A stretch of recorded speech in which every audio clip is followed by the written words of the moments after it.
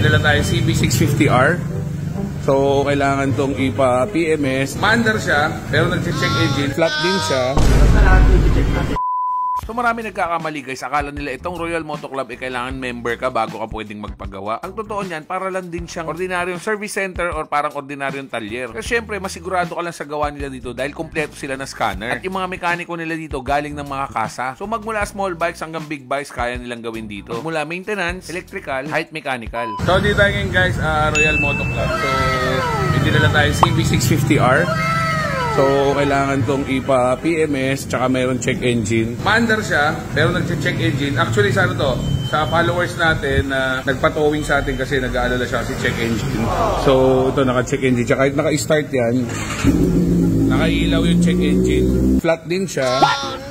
Tapos, papa-PMS na rin. Kaya naman tumawag sa akin si Sir. Tanong niya kung saan pwede dalhin na okay. So, may mga binabagit sa ibang shop, pero sabi ko, mas okay kung sa Kasa, Honda, or dito mismo sa Royal Moto Club kasi may scanner sila dito para kung ano yung problema sa check engine, makikita nila kung ano yung problema. Hindi yung basta lang change oil kasi kahit i-change oil mo siya o kahit anong gawin mo, hindi mawawala yung check engine. Kaya sabi ko, dito na natin dalhin, which is okay din naman sa kanya kasi dito ako nagpapagawa ng sarili kong motor. So yun, pupunta na lang sila dito, hindi mo yung number niya dito, kukontakin na lang sila. Si Sir Paul, siya ang custodian dito sa Royal Moto Club. Boss, anong gagawin usually pag ganito, yung mga dinala kong bike sa'yo? Usually kasi sa amin, sir, pag kami kung ako papasok na bike, ginagawa natin, i-check muna natin yung bike.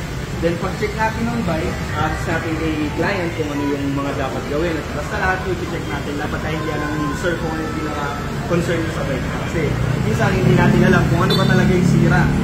Kunyari sir, sinabi nyo yung advice yung ganito. Pag ayaw naman yung i-go, syempre, okay. Yes, wala naman.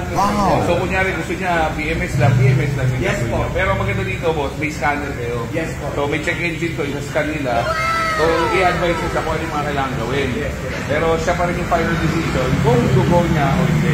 At least, kahit paano na i-advise natin sa kanya kung ano yung mga paniti natin. Yun. Well, i-check mo lahat totally. Yes po. Kung kailangan pati yung mga brake pads natin, check yes, yun. No? Wow naman!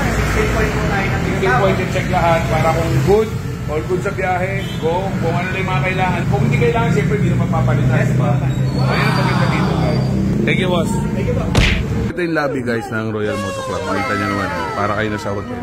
So, pwede kayo mag-billiards habang natin yung motor nyo pinagagawa. Nice. So, may mga display rin silang mess pa dito. Alam ko, for sale itong iba dito. Tapos, syempre, may coffee shop din sila sa taas. Kumain at magkape. Tapos, may pahingahan din dito, syempre. So, very relax dito. Aswerte ng mga nagpapagawa dito, hindi kayo mababoard. Marami kayo pwedeng gawin dito. So marami rin nagtatanong, akala nila itong Royal Moto Club is pang club member lang. Membership siya, pwede kayo magpa-member, pero at the same time, pwede rin kayo magpa-service.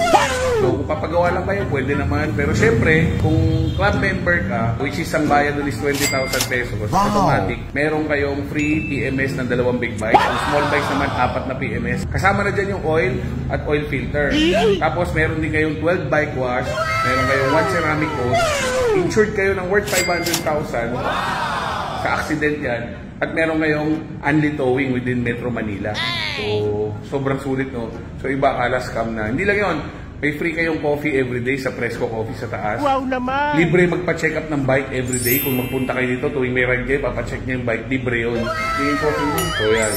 Sana all. May libre kayong coffee everyday yan. Basta pumunta kayo dito, libre kape. So, ito yung card namin guys. Pag member ka, Royal Moto Club, dyan yung pangalan mo, yung number. So, pag mag-inquire kayo, guys, pasyalan nyo na yung page ng Royal Moto Club Philippines. Tapos, pwede kayo mag-inquire sa kanila kung paano yung process.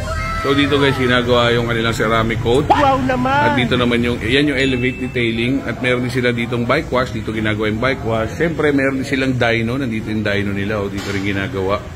Tapos, dyan yung service center nila. So, para kayong nasa kasa, pero mas mura. Tapos, dito yung lounge nila. Wala na. So isa pang reason guys kaya dito ako nagpapagawa. Pag halimbawa yung parts na kailangan palitan, pwede ikaw ang bumili sa labas, pwede rin naman silang maghanap. At syempre dahil galing kasa nga sila kuya, alam nila kung gaano kaselan yung mga customer dito. So dito guys, alaga talaga nila mga motor nyo. At syempre same quality sa kasa na mas mura di hamak. So pwede nyo sila i-search sa Waze Royal Moto Club Philippines.